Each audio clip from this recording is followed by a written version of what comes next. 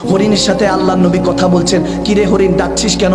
বলতেছে, ইয়া রাসূলুল্লাহ, আমারও ছোট ছোট দুইটা বাচ্চা আছে, তাদেরকে দুধ পান করায় চলে আসব, একটু যদি শিকারি থেকে একটু সময় নিয়ে দিতেন। ইয়া রাসূলুল্লাহ, আপনার কথা তো কেউ ফালে না, আপনি তো বুঝবেন আমার কষ্টটা, আমার ভাষা তো সে বুঝতেছে না, আপনি তো আমার ভাষা বুঝেন, কারণ আল্লাহ তো বলেছেন কোরআনে পাকে, ওয়া আল্লামাকা মা লাম তাকুন তা'লাম ওয়া কানা ফাদলুল্লাহি আলাইকা আযীমা। আমি আল্লাহ যাকে ভালোবাসি, আমি আল্লাহ যা জানি সমস্ত কিছু জানিয়ে দেই। এখন নবীকে তো সমস্ত কিছু জানিয়ে দিয়েছেন, কারণ নবীকে তো আল্লাহ ভালোবাসেন। নবীজি কথা যখন বলতেছেন, শিকারীর কাছে বললেন, এ শিকারী, একটু কি হরিণকে সময় দিবা, সে দুধ পান করিয়ে চলে আসবে, তার ছোট ছোট দুইটা বাচ্চা আছে। এখন শিকারী বলতেছে, কি বলেন, হরিণ এই কথা আপনার কাছে বলছে? বলে হ্যাঁ। বলে হরিণ বলল কোন সময়?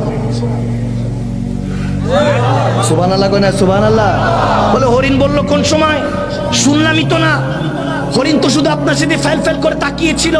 আমার নবী বলে, তোর কলব এখন মুর্দা, এই জন্য তুই কিছু শুনবি না। যদি ইমানের নূর দিয়ে জিন্দা হতো, তাহলে হরিণের কথাও তুই শুনতে পাইতি। তুই হরিণের কথা, এমনকি জাররা জাররা যে আল্লাহর জিকিরে আছে, সেটাও শুনতে পাইতি। তখন শিকারী বলতেছে, এত কিছু বুঝবো না, হরিণকে ছাড়া যাবে না, এটা কোনো সম্ভব না। একবার যদি খাঁচা থেকে চলে যায়, সেই শিকার কি আর ফিরে আসে? আমার নবী বলতেছে, কি করব কি করব? হরিণ বলতেছে, ইয়া রাসূলুল্লাহ, আমার ছোট ছোট দুইটা বাচ্চা, আমি মা সহ্য করতে পারবো না, আমি চলে আসবো, ওয়াদা করলাম আকা, একবার আমাকে ব্যবস্থা করে দেন, একটু ব্যবস্থা করে দেন। এখন হরিণদের এই অবস্থা দেখে আমার নবী চিন্তা করতেছেন, আমি তো রাহমাতুল লিল আলামিন, ওই শিকারীর জন্য রহমত, এই হরিণের জন্য রহমত, আল্লাহ আমাকে বানিয়েছেন, কাঠটা রেখে কাঠটা কি করি? এখন হঠাৎ করে রাসূল ডিসিশন নিলেন, এই শিকারী, এক কাজ কর, হরিণকে যেতে দে, আমি নবী মুস্তাফাকে আটকে রাখ, আজকে আমাকে আটকে রাখ। শিকারী হঠাৎ করে লোভে পড়ে গেল, চিন্তা করলো হরিণ বিক্রি করলে আর কত টাকা পাবো, নবী মুস্তাফাকে যদি বাজারে উঠাই, অনেক সাহাবা আছে, কোটি কোটি টাকা তাদের আছে, ওই সাহাবারা আমার নবী অর্থাৎ আমাদের দয়াল নবীকে,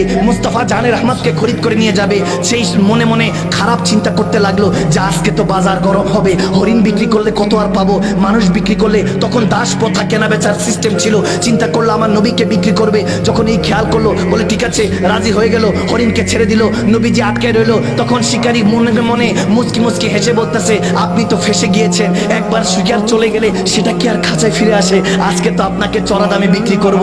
মনে মনে যখন খুশি, বলতেছে অনেকক্ষণ হয়ে গেল, হরিণ তো আসতেছে না, ঘরটা দুয়েক হয়ে গিয়েছে, আর আসবে না, আপনার কিসমত খারাপ। নবীজি মুচকি হাসি দিয়ে পথের দিকে যখন তাকালেন, দেখে হরিণটা দৌড়ায় দৌড়ায় আসতেছে, হরিণটা দৌড়ায় দৌড়ায় আসতেছে। যখন হরিণ দৌড়ায় দৌড়ায় আসতেছে, তখন শিকারী অবাক হয়ে তাকিয়ে আছে। হরিণটা কাছাকাছি এসে, আমার নবীর কাছাকাছি এসে দুইটা পা সামনের দিকে দিয়ে তখন বলতেছে, লাব্বাইক ইয়া রাসূলুল্লাহ, ইয়া রাসূলুল্লাহ, আপনার সাথে ওয়াদা করেছিলাম, বেওয়াফা করি নাই, ওয়াদা খেলাফ করি নাই, চলে এসেছি। আমার নবী বলতেছে, এ হরিণ, তুই চলে এসেছিস, বাচ্চাদেরকে দুধ পান করিয়েছিস? বলে হ্যাঁ ইয়া রাসূলুল্লাহ, করেছি। তখন শিকারী বলতেছে, শিকারীর দিকে তাকিয়ে আমার নবী বলতেছে, এ শিকারী, এই হরিণকে তো বাজারেই বিক্রি করবি, আমি নবী মুস্তাফা কিনতে চাই, আমার কাছে বিক্রি কর। তখন শিকারী বলতেছে, বেচা কেনা লেনা দেনা বাদ দেন, আমাকে বলেন এই হরিণ যে আপনার সাথে কথা বলছে, সেটা আমি কেমনে শুনতেছি?